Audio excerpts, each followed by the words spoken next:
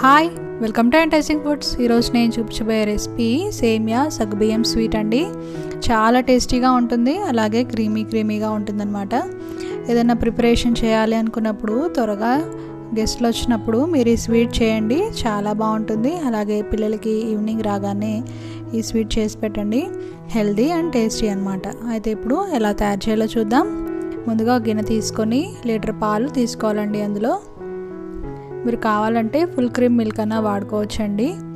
ఇంకా క్రీమీగా బాగా వస్తుందన్నమాట. ఇప్పుడు ఇది పొయ్యి మీద పెట్టేసి కాగనిద్దామండి. సగ్గుబియ్యం అండి 1/2 కప్ తీసుకున్నాను నేను. 2-3 సార్లు బాగా కడిగేసిన తర్వాత మంచినీళ్ళు పోసేసి కనీసం 1 గంటన నానబెట్టుకోవాలండి. ఇప్పుడు ఒక ప్యాన్ తీసుకొని అందులో 1 టేబుల్ స్పూన్ నెయ్యి వేసుకోవాలి. ఇప్పుడు ఇంకా కట్ చేసి పెట్టుకున్న డ్రై ఫ్రూట్స్ అండి, మీ చాయిస్, ఇంకా ఏదైనా వేసుకోవచ్చు.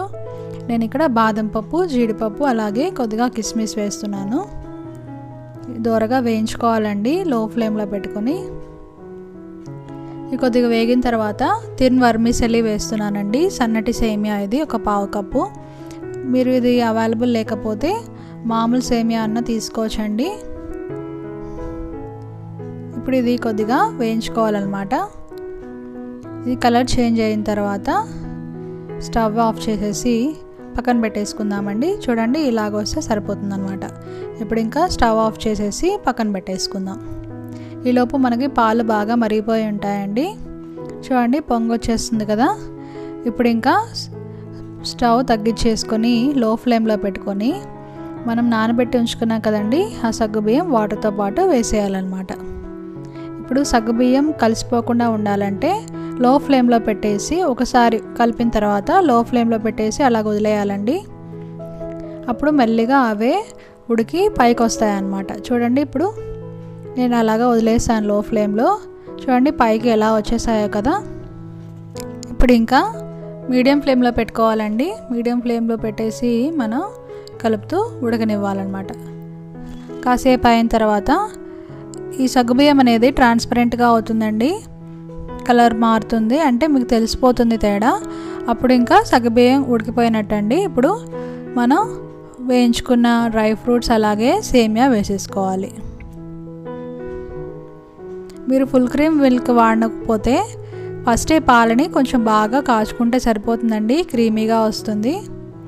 చూడండి, ఇది నేను సన్నటి సేమియా తీసుకున్నాను కాబట్టి చాలా త్వరగా ఉడికిపోతుంది. అది కుక్ అయిన తర్వాత నేను పటిక బెల్లం 1 కప్పు వేస్తున్నానండి. కావాలంటే మీరు షుగర్ వేసుకోవచ్చు, లేదా బెల్లం అన్న వేసుకోవచ్చు.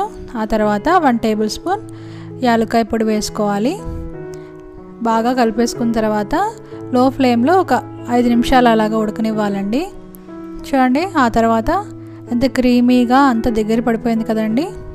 ఇప్పుడు ఇంకా సర్వ్ చేసుకుందాం. ఈ సమ్మర్లో అయితే ఇది కొంచెం చల్లారిన తర్వాత ఫ్రిడ్జ్లో పెట్టుకొని తినొచ్చండి, చాలా బాగుంటుంది. అదే వింటర్లో అనుకోండి, ఖచ్చితంగా బెల్లం వేసి చేసుకోండి, మన ఒంట్లో వేడిని పుట్టిస్తుంది అనమాట. ఈ ఈజీ రెసిపీని మీరు ట్రై చేసి మీకు ఎలా కుదిరిందో తప్పకుండా కామెంట్ చేయండి. ఈ వీడియో కనుక మీకు నచ్చినట్టయితే లైక్ చేయండి, షేర్ చేయండి. అలాగే మరికొన్ని రెసిపీస్ చూడాలనుకుంటే మా ఛానల్ ఎంటైజింగ్ ఫుడ్స్ని సబ్స్క్రైబ్ చేసుకోండి. Thank you for watching.